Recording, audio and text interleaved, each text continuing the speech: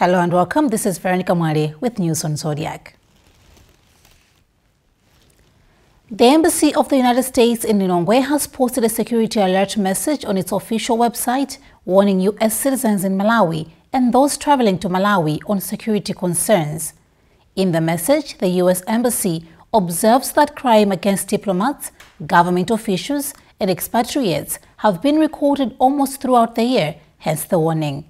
Security concerns have been commonplace and have not spared the Vice Presidency and even cabinet ministers. Issuing the warning on its Facebook page, the U.S. Embassy Lilongwe noted that cases of home invasions during the year have been on the rise, targeting diplomats, government officials and expatriates. According to the statement, there is an increase in crime during the annual holiday season as the economic conditions worsen and gift-laden homes become targets. In this vein, the embassy has advised U.S. citizens residing in Malawi to tighten their residential and personal security. However, National Police spokesperson, Assistant Commissioner of Police Rhoda Manjolo, told Zodiak TV that police have been deployed across the country to provide the much-needed security.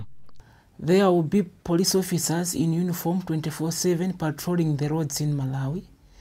There will be also CID personnel in civilian clothes patrolling the roads, even collecting information. We will have traffic police officers 24/7 on the road to make sure that there are roadworthy vehicles on the roads, people are not driving while they are drunk, and other road regulations are being followed. You know, in security, we can't say that the police officers will be armed like this, but the public out there must be assured that there will be security, because patrols will not only be on foot patrols, there will be both vehicle and foot patrols. The National Police spokesperson says this security will be provided to all people in the country, regardless of nationality. Security is here in Malawi. People should not live in panic. Police is there to provide security, and we are still providing security. So people must not be afraid of anything. Security, and what we are asking from the general public, security is not for police officers only. Each and every one of us must be responsible enough. We must take part in security. We must be security conscious. Malawi has 11,000 police officers, which according to National Police spokesperson means one police officer to 1,200 Malawians. For Zodiac TV News, this is Jacqueline Shema reporting. A snap survey that we conducted in the country's 4 cities of what people think prevailing socio-economic trends reveals that the most devastating among the people is the skyrocketing cost of maintaining a living. In the survey over the past 2 weeks, samples of people were asked for their views on security, the cost of living, and industrial disputes. The majority of our respondents say problems of economic governance have actually fueled on ongoing industrial disputes and crime because the cost of living has shot. The government has to do something for these people on strike. I think they should just give them what they want.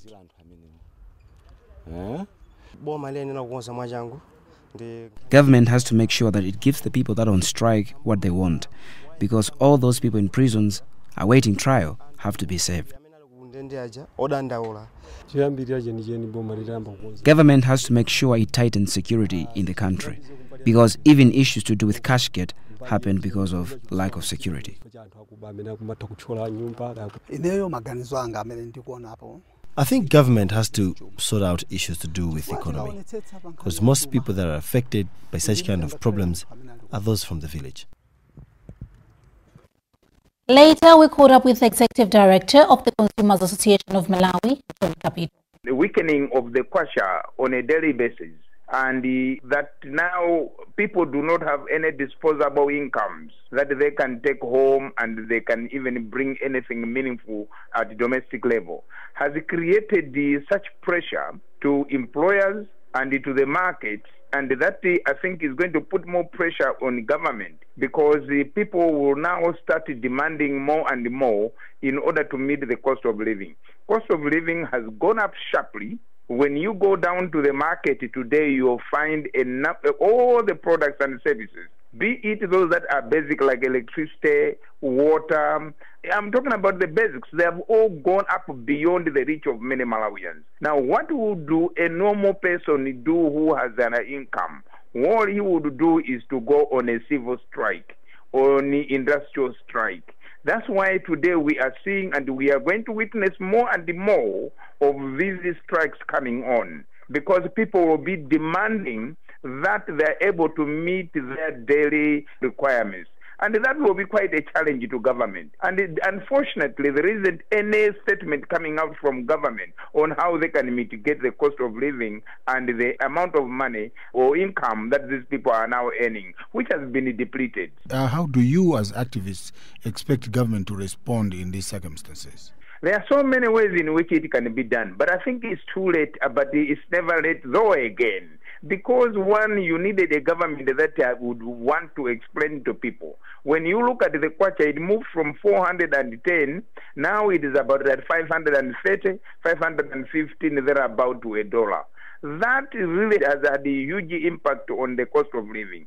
If I was government, and definitely advising government, they needed to make a statement to make sure that that statement does bring calm. But also government is able to come out clean and say that there is very little that they can do. The current situation is caused by these factors which they are trying to manage. It must be shown from government that there is somebody on the driver's seat. On Wednesday this week, the National Integrity Platform in the country is expected to launch the Corruption Perceptions Index results for 2014, and Malawi seems to have done badly. Malawi is among 175 countries that have been assessed, and preliminary indicators show increasingly worrisome trends. Jeff Kabondo is Governance Program Manager for the African Institute for Corporate Citizenship and a member of the National Integrity Platform. Corruption Perceptions Index is a study, I would say, that is done every year facilitated by Transparency International. It started in 1995, if I'm not wrong, and since 1995, the Transparency International has been facilitating this Corruption Perceptions Index. What normally happens is that it's kind of a global ranking of countries based on how the countries are perceived to be corrupt. So what Transparency International does is to gather information from various data sources and then compile this Corruption Perceptions Index to show the world how a number of countries are perceived to be corrupt. There's so many organizations working in across the globe. For example, you talk of organizations like the World Bank, the African Development Bank, and others. They do their own studies and looking at the financial transactions, for example, in the public sector, and from those studies, opinions are formed. And Transparency International now uses all these set of data sources to come up with the Corruption Perceptions Index for quite a number of countries.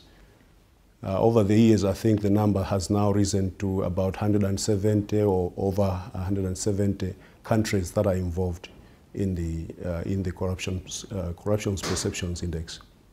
If we just look at the ranking, maybe I'll talk about the past 2 years, 2012 and 2013. You'll see that in 2012, Malawi was ranked on position 88 out of 177 countries.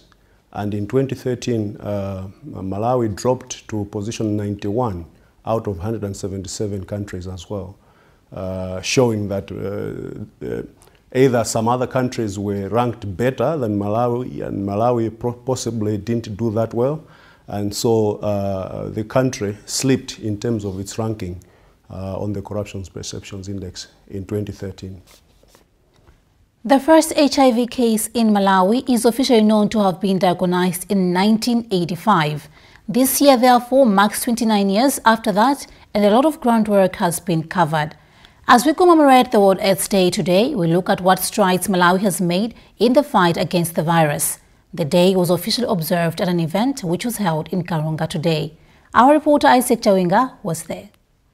During the commemoration of the 26th World AIDS Day, the United Nations Joint Programme on HIV and AIDS, UNAIDS, expressed concern over low levels of access to care and treatment support among children living with HIV in Malawi.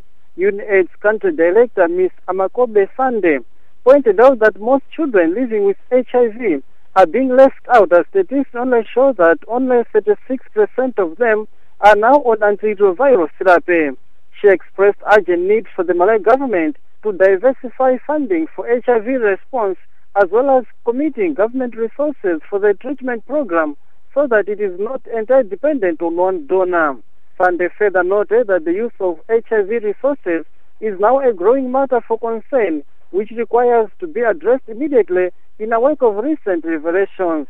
Health Minister Dr. Jean Kalirani told Zbstv on the sidelines of the event that an audit on HIV and AIDS resources is underway to trace misuse and deal with all responsible people. She explained that all resources meant for HIV and AIDS programs in the country will be used appropriately. Dr. Kalirani then reveals that her ministry will also strive to ensure that all forms of discrimination are dealt with accordingly, so that people of all ages can be able to timely access HIV care and treatment across the country. People from all walks of life from across the country attended the event that was spiced up by different cultural and religious performances. For ZBS News in Karonga, this is Isaac Chawinga reporting. And in Lilongwe this afternoon, the Embassy of the United States of America organized a public discussion on the same. I caught up with Lighthouse Executive Director Professor Sampiri for more. All drugs have side effects, and there are levels of magnitude for that. So for antiretroviral drugs, if someone is HIV positive, they are being studied on antiretroviral drugs. We do provide a session whereby we teach in terms of what are antiretroviral drugs, how do they work, and what is the importance for them to continue to take. At the same time, what are some of the challenges, including side effects, they should expect. So the people who are already on antiretroviral drugs know and anticipate some of these side effects. But because they're coming into the general public, that's why now other people may not understand what that is. So the drugs which we are using now, for example, there are issues whereby people have problems with nightmares during the night. Others may develop a rash. Others may develop whereby the tiredness or sleeplessness. So these issues are taught to them that they could go away between 2 to 4 weeks. But when they have them, they should not just hear from someone else to say that when you have these side effects, you should stop the drugs. They should go to the facility where they're getting the medication in order for them to be managed. And there was an issue which was discussed on men developing breast. What we are saying is these are rare. There are small proportion of people who have those out of the majority of the people on treatment. But what is key, each case is important. So if someone has developed, is seeing that the breasts are changing, they should go to the facility where they're getting the medication and explain that this is what I am seeing. Then they will be able to be managed at that place. So do not just hear from what is being talked about.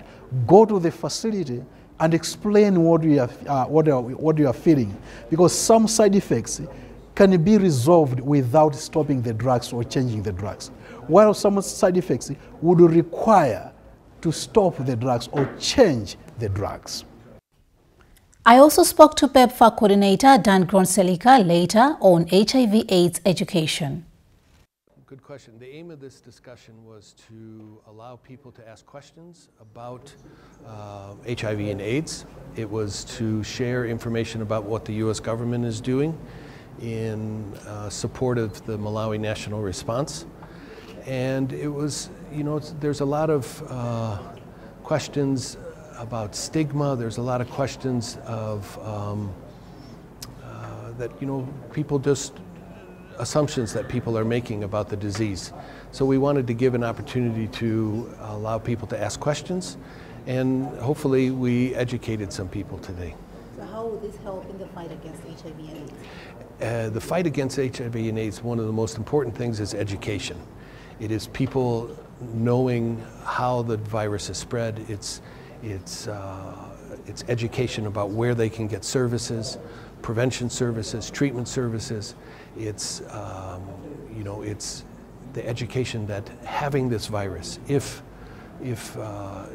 somebody becomes positive, it is not a death sentence.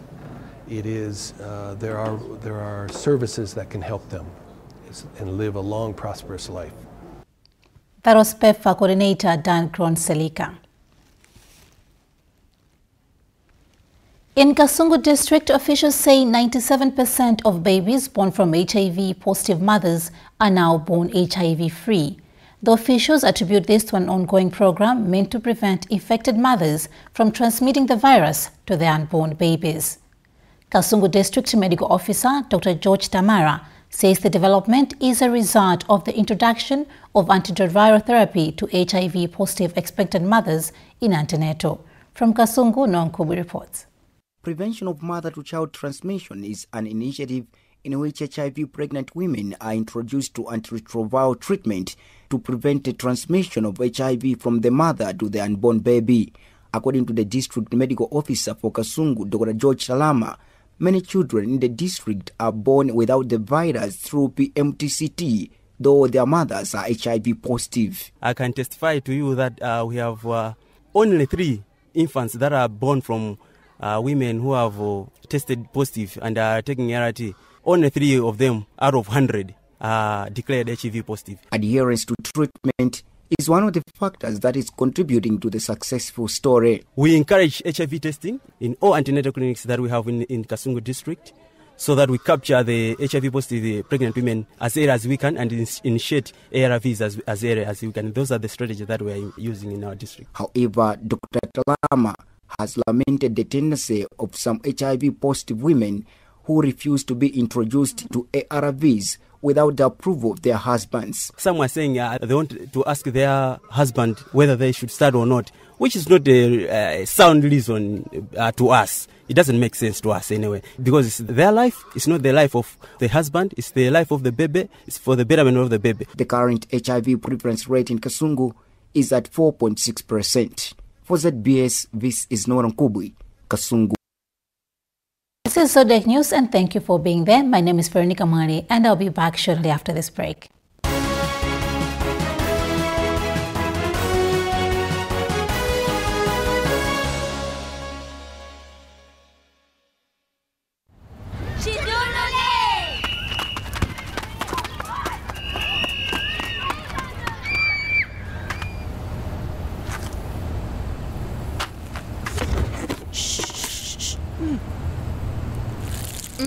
Oh, that's secret, yeah. That's why some are good fast. You know, my sweet domino. Super sweets are so nice. Available butterscotch, buttermilk, coffee mint, and many other amazing flavors.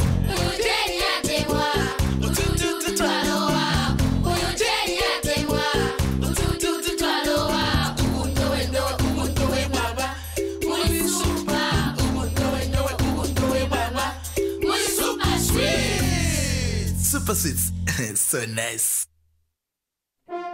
Have you ever dreamt of being on a reality TV show? If yes, then this is your chance to make your dream come true. It's time for Family Brain Showdown. In a quest to find the smartest family within our borders, Zodiak TV invites you to join this contest. 4 members of one family that feel they are smart, set to compete with others who feel the same way for a prize of 5 million kwacha. To enter, download the form at www.zodiacmalawi.com, fill it, and send it to familybrainshowdown@zodiacmalawi.com.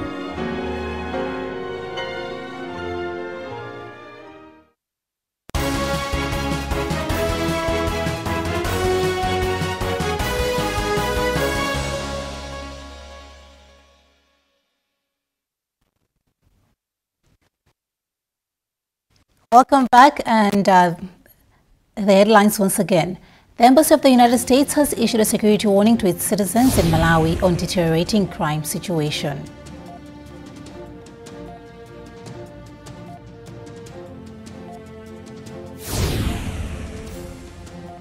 "29 years after the first HIV case in Malawi, we find that there are more bottlenecks than strides."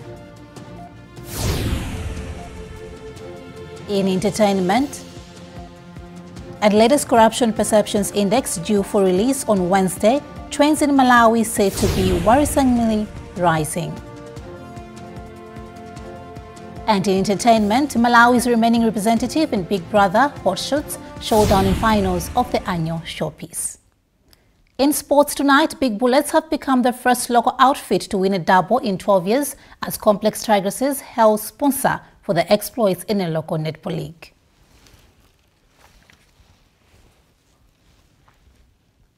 In news across the borders, United Nations top official says Ebola crisis could spread to other countries. At the weekend, Labour Minister Henry Musa told a gathering in Blantyre that government has reserved some 160 million kwacha for skills development in both the public and private sector up to April next year. He said the program would be run by the Technical Entrepreneur and Vocational Education.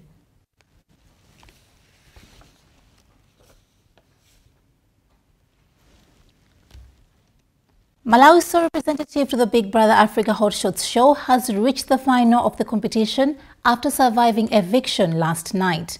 Sipe was up for eviction alongside 7 other housemates. There's jubilation and hope on the local streets, with others even suggesting the $300 million bounty is headed here. Sipe, 24, is now the only Malawian remaining in this year's Big Brother dubbed Hotshots. She made her way into the finals of the reality show after surviving 2 evictions. The latest was last night.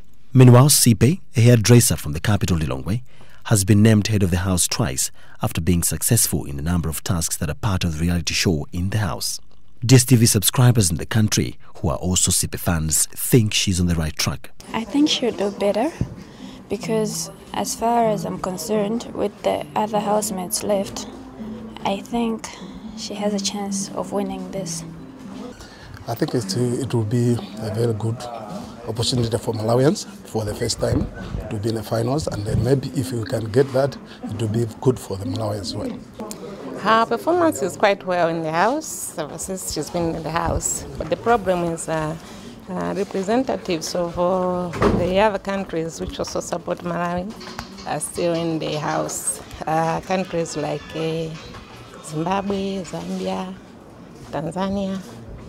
At least these are the countries that help in voting representatives of Malawi. So since they are representatives also in the house, I see the chances are a bit slim for her. I would give her an 80%. If she wins, Sipe will walk away with the prize money of $300,000, equivalent to 15 million kwacha. Sipe says she's got dreams of visiting Palace if she wins. For Zbstv, this is Robert Kalua. It's now time for our sports update tonight.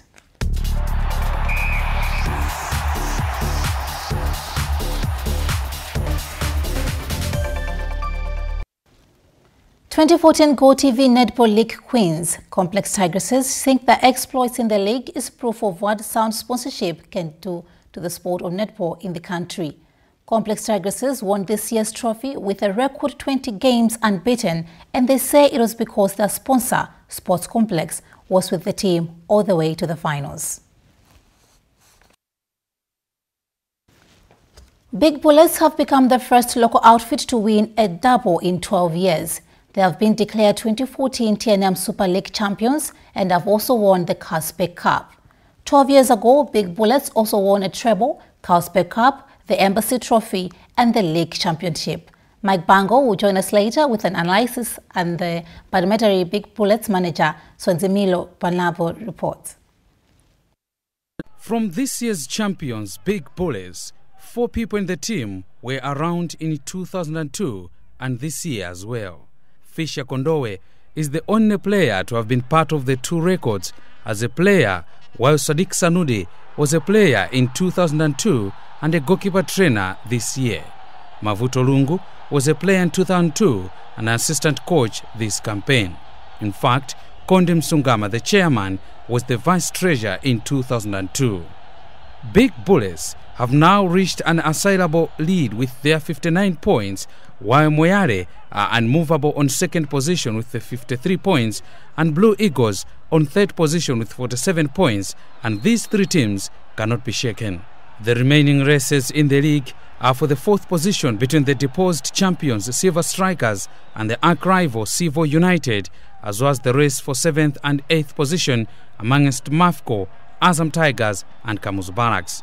Big Bullets have been the strongest team at home since they have concluded their matches unbeaten. Mafco FC have been the strongest team away from home, having lost a single match despite collecting 27 points in their sojourns, which is 2 points less than teams that have managed to collect more this far. Rockers Karonga United, having failed to win away, have been the weakest away team, while Blantyre United, with a single home win, were the weakest team at home. Mafco FC is now the highest scoring team in the Elite League, having scored 50 goals. Karonga United have conceded the most goals after letting their goalkeepers do the shameful act of collecting the ball behind their goal 66 times. With 18 goals conceded, Big Bullets boast having the most watertight defense, followed by their struggling rivals Mighty Wanderers, who have conceded 22 goals, and Moyale, who have conceded 23 goals. EPAC FC have drawn the most, 12 matches in the league, and together with Airborne Rangers, Blantyre United, Chikwawa United plus Kalonga United, all are having a minus goal difference this far in the league. The top scorers in the league are Gaston Simkonda of Moyale Barracks with 17 goals and is followed by Delsin Kutu of Moyale Barracks with 16 goals, and another army team, Mafco, has produced Kalisto Kalinda, who has 14 goals. I think the secret the whole season, it was a teamwork. No matter what differences and the problem we have in the house, we were fighting to get it right within our house. I think the teamwork played very well, and the support from all angles. I can say start with executive, I can go to supporters and players themselves. The cooperation was very good. I think the secret behind it was a teamwork. And now to international news. The head of the UN Ebola response mission in West Africa says there's still a huge risk that the deadly disease could spread to other parts of the world. The UN Ebola chief, Tony Banbury, however, declined to say if targets he had set in the fight against Ebola to be achieved by today had been met. Still on the international scene, Pope Francis has urged Muslim leaders around the world to condemn terrorism carried out in the name of Islam. The Pope said that he understood the harm caused by the stereotype that linked Islam with terrorism. He was speaking on board a flight back to Rome. And with that item, we've come to the end of the news. I am Veronica Mwale. Good night.